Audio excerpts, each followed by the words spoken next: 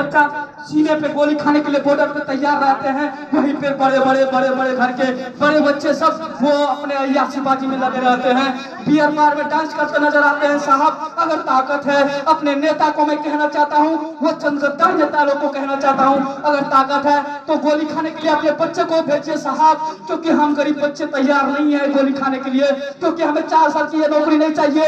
ये 4 साल की नौकरी देके तू जो हमें कुर्बान करने जा रहा है, ये कुर्बानी मुझे नहीं चाहिए। आप अगर चाहते हैं तो अपने बच्चे को वहां पे भेजिए, उस बॉर्डर पे भेजिए, क्योंकि हम गरीब बच्चा है साहब, सरकारी स्कूल में खिचड़ी खा के पढ़ के गरीबी झेल के हम लोग पढ़ाई करते हैं साहब, और जब पढ़ाई करते हैं तो हमें गोली खाने के लिए बॉर्डर पे भेज दिया जाता है साहब। वाह रे वाह, ऐसा नजारा, ऐसा सिस्टम, ऐसा भ्रष्ट सिस्टम पहली बार हमें मालूम चल रहा है साहब। डॉक्टर भीमराव अम्बेडकर साहब ने जो संविधान लिखा था, उस संविधान में कतई ये नहीं था कि आप भारत के संविधान को बदल सको, उस संविधान में ये कतई नहीं था कि आप गरीब बच्चों को बॉर्डर पे भेजा करो, उस संविधान में ये कतई नहीं था कि गरीब बच्चे को ही खिचड़ी खाने का अधिकार दो। ये उस संविधान में ये भी नहीं लिखा है साहब कि गरीब बच्चा ही सिर्फ सरकारी स्कूल में पढ़ सकता है, अमीर बच्चा बड़े स्कूल में पढ़ेंगे, ऐसा साहब, ऐसा जरूरी नहीं साहब। ये संविधान हमारा कहता है सबका साथ सबका विकास, सबके साथ सही इंसाफ। ये तो मोदी कहते हैं साहब, मगर मोदी भी ऐसा काम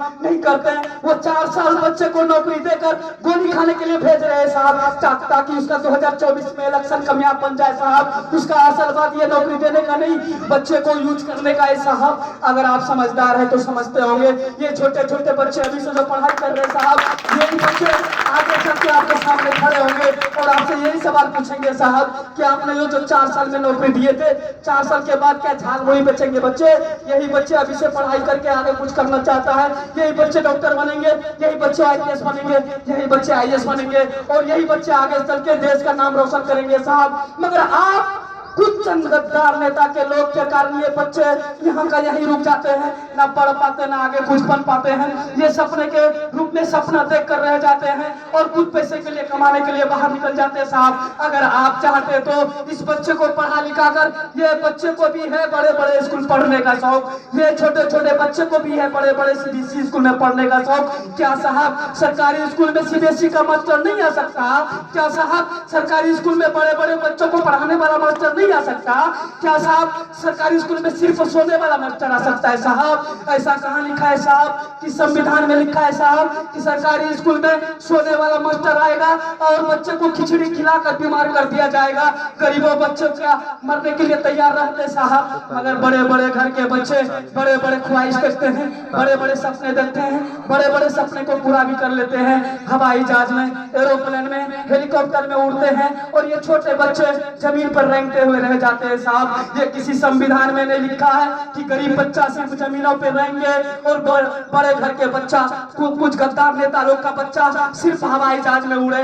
ये किसी संविधान में नहीं लिखा है। संविधान में तो ये भीमराव अम्बेडकर साहब ने लिखा है कि सबका सही इंसाफ होना चाहिए, सबका सच में इंसाफ होना चाहिए, सबका साथ विकास होना चाहिए, सबका एक साथ विकास होना चाहिए। 1947 में जो हमारा पूरी बलिदानी दी थी, उस बलिदानी में ये नहीं लिखा था साहब। 1947 में ये कतई नहीं लिखा था। 1947 में हमारा जो पुरख मर गए, जो बलिदान हो गए, जो कुर्बानी दी उन्होंने ये जरूरी नहीं कहा था कि हिंदू मुस्लिम में लड़ाओ, सिख ईसाई में लड़ाओ, ये कतई नहीं कहा था। उन्होंने कहा था कि सब एकता बन के रहना, तभी देश का सेवा होगा, तभी देश का भला होगा। कभी भी चलकर नेता लोग तुम्हारे सामने आएंगे और उन्होंने वही आपको हिंदू मुस्लिम करके भड़काएंगे और अपना वोट लेंगे और वोट लेके नेता बनेंगे। वो नेता लोग के बात पे कभी नहीं रहना है, क्योंकि वो नेता नहीं है, वो नेता नहीं है, वो अंग्रेज है। अंग्रेज पहले 1947 के पहले 1929 ईस्वी में हमारा भारत को खोखला कर दिया गया। उधर से चाय पत्ती का बोरा लेके, इधर से सोना लेके लूट के ले जाता था साहब, उधर से ड्रग्स, उधर से नशीली सामान लाते थे साहब, इधर से हीरा को लेके जाते थे साहब।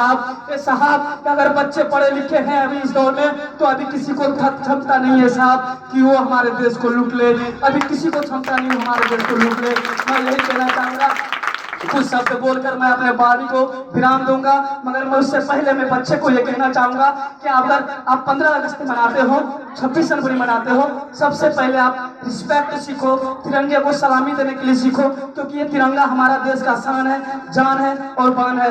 मैं इसी बात को लेकर अपना वाणी को विराम देता हूँ। जय हिंद, जय भारत।